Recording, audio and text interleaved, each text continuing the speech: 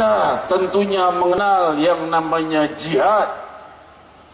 Namun kita harus tahu jihad itu seperti apa. Jangan bicara jihad, kalau emosi itu setan, bukan jihad namanya. Hadirin hadirat, beda antara emosi dengan jihad. Kalau seandainya jihad, Rasul bilang jangan memukul wajah, jangan menyerang wanita dan anak-anak, jangan menyerang yang tidak bersenjata, jangan menyerang yang tidak menyerang. Nah, itu namanya jihad. Kalau kita tidak diserang, haram kita menyerang orang. Itu untuk yang di luar Islam, apalagi yang sesama muslimin. Rasul sallallahu alaihi wasallam itu adalah orang yang cinta kepada seluruh makhluknya Allah.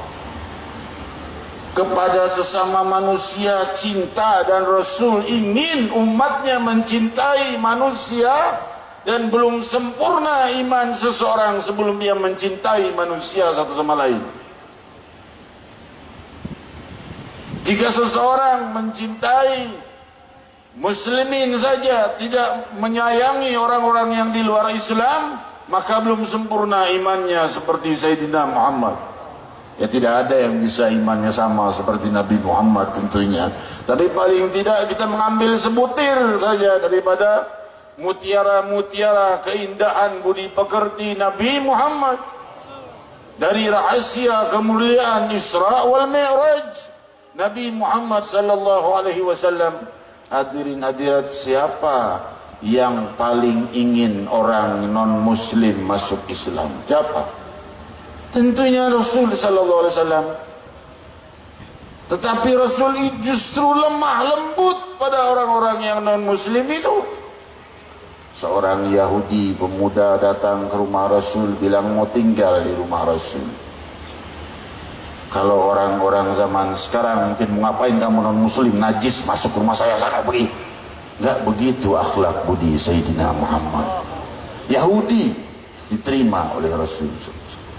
Tinggal di rumah Nabi, makan sepiring dengan tangan Muhammad Rasulullah, jari-jarinya bersentuhan dengan jari-jari Nabi, minum segelas dengan sang Nabi, tinggal sehari, 2 hari, 3 hari, berhari-hari tidak diusir oleh Nabi dan terus disambut sebagai tamu sampai pemuda itu pulang. Nabi SAW keluar, pemuda itu pergi. Nabi pulang, pemuda sudah tidak ada. Kemana itu orang Yahudi? Nabi tidak berkata, kamu masuk ke rumahnya aku, kamu harus masuk Islam, aku ini Nabi pembawa Islam. Tidak berkata demikian. La ikraha fiddin. Tidak ada paksaan dalam agama. Maka hadirin hadirat, Rasul malah apa yang diperbuat, bukan bersyukur, syukur dah Yahudi udah keluar dari rumah gue, repot ngurusin Yahudi. Enggak, dikejar ke rumahnya. Barangkali ada salah di rumahnya, atau kurang jamuan, atau apa, datang ke rumahnya. Didatangi ternyata sakit dan sakaratul maut. Rasul baru berkata, la ilaha illallah, ucapkan. Anaknya melirik bapaknya, diizinkan apa tidak nih mengucapkan la ilaha illallah. Bapaknya Yahudi juga. Bapaknya tidak tega melihat budi pekerti Nabi yang begitu indah. Bapaknya berkata, ati Abul Qasim, taati Abul Qasim, taati. Bapaknya tidak masuk Islam, tapi ngelihat budi pekerti kepada anaknya dan jasa besar, anaknya udah tinggal di rumah Nabi, ya udah taati aja Abul Qasim. Maka ia mengucap la ilaha illallah Muhammad Rasulullah. Inilah akhlak Sayyidina Muhammad. Islam akan berkembang luas dengan kelembutan, bukan dengan kekerasan.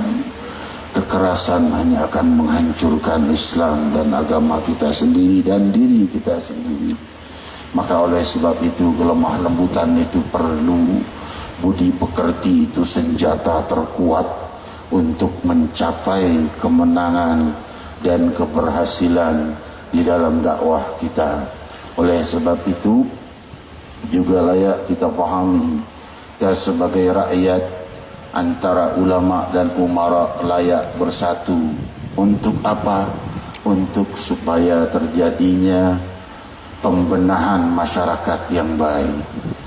Kalau ulama dan umara itu pejabat, ulama dan umara saling hantam, musuh Islam tepuk tangan, syukur tuh hancur sendiri, dihancurin sama pemerintahnya sendiri, saling hantam sendiri. Jangan begitu ya. Kalau umara kita punya kesalahan, maka coba ajukan kepada gurumu kepada gurunya, sampai kepada guru-gurunya yang punya hubungan dengan orang-orang yang para pejabat itu, untuk menyampaikan bahwa hal ini salah dengan baik. Itulah akhlak Sayyidina Muhammad. Demi Allah, jika beliau hidup, itu yang akan beliau perbuat.